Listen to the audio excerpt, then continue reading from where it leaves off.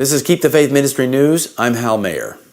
Jesuits in Britain exuberantly proclaimed the news that a deal had been reached in Paris at the Climate Change Summit, where 195 nations signed a new agreement struck December 11. Quoting from the Jesuits in Britain website, a friend of mine who works for DECC, that's the Department for Energy and Climate, really couldn't contain herself. She spoke of how difficult the negotiations were, how her boss, who had spent his entire career aiming to get to this point, had spent many sleepless nights with representatives from all over the world negotiating language, nuances, square brackets, terms and conditions, crafting a document of 31 pages, sans square brackets, with terms that could mean exactly the same for capitalist Western governments as they would to communist South American ones.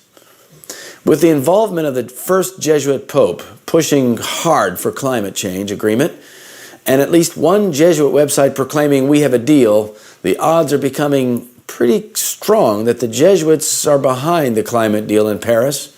Keep in mind that the climate change deal is a global agreement in which Pope Francis fully engaged himself in promoting through his encyclical Laudato Si, and at a Vatican invitational to approximately 60 big city mayors, and with public statements, such as one just before the opening of the Paris conference in which he said that it would be catastrophic if a deal wasn't reached, and by visits and phone calls with presidents, prime ministers, and other official dignitaries, some apparently during the Paris conference itself.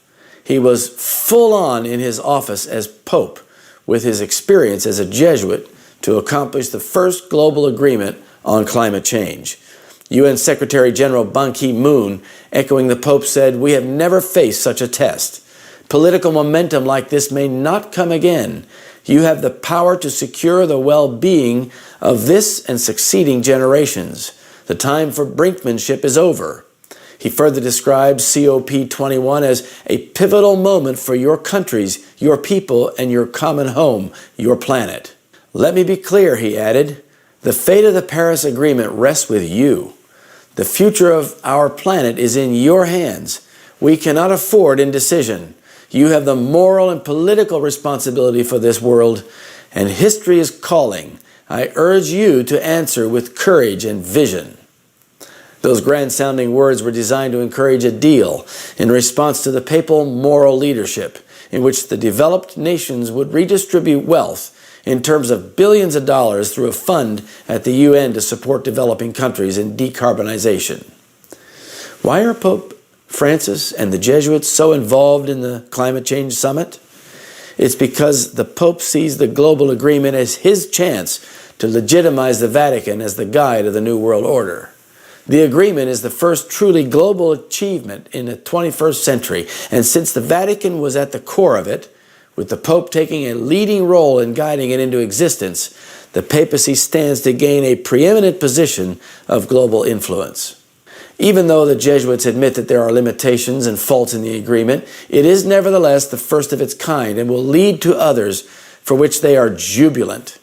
It was clearly papal influence, negotiating, demanding, and cajoling the nations that provided the tipping point for the Paris Agreement. President Obama claimed credit for the United States in negotiating the agreement, having shuttled his Secretary of State John Kerry between China and India, and by signing an agreement with China, a climate deal agreement to limit greenhouse gases, and by adding substantially stronger carbon emissions goals for U.S. coal plants through the Environmental Protection Agency. And though it is true that the United States played a key role, it could not have been done without the Vatican's powerful influence. The two worked together, just as the Bible predicted, to achieve a climate deal. The climate change is the first global supranational agreement. All nations that sign it must give up some of their sovereignty in doing so. That is a crucial point. They must transfer some of their power to the United Nations in so doing. The controlling power is at the United Nations, which the Vatican views as inferior to itself. The Vatican is using the United Nations and the United States as its political tools, laying the foundation for its ultimate goal, of which the climate agreement is merely the foundation, a universal law linking the environment or creation to worship on the only day that Rome promotes for worship, Sunday. Keep in mind that the Pope's influential encyclical Laudato Si stresses Sunday worship as an important element in protecting the climate, even alluding to a law of Sunday rest for the environment. The Jesuit Pope is clearly now leading the New World Order from behind the scenes. Under various disguises, the Jesuits worked their way into offices of state, climbing up to be counselors of kings and shaping the policy of nations. That's Great Controversy, page 235. The Jesuits are shaping the policies of nations all over the world through the climate deal. This is Keep the Faith Ministry News. Thank you for watching.